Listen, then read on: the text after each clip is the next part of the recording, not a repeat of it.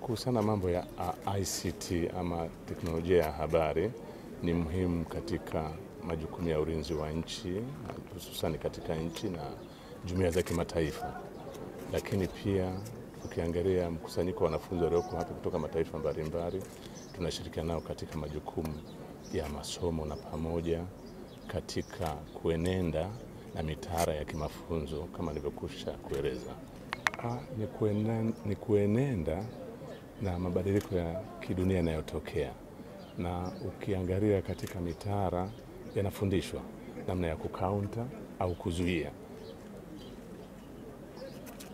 Tunashiriki pamoja na washiriki wengine kutoka nchi 16, nchi 2 kutoka bara la Asia kwa maana ya India pamoja na Bangladesh, lakini nchi 14 ni nchi za Afrika pamoja na sisi wa Tanzania.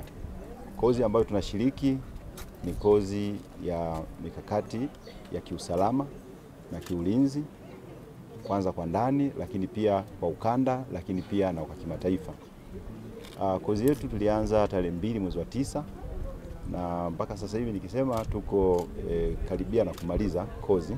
Tumejifunza mambo mbalimbali ya kimkakati ya ulinzi, kuanzia ulinzi wa taifa kwa maana ya taifa letu, lakini pia vile na majirani zetu kwa maana ya ukanda huu wa Afrika Mashariki na Kati, lakini pia na kanda nyingine ambazo ziko ndani ya Afrika, lakini pia na mahusiano ya kimataifa.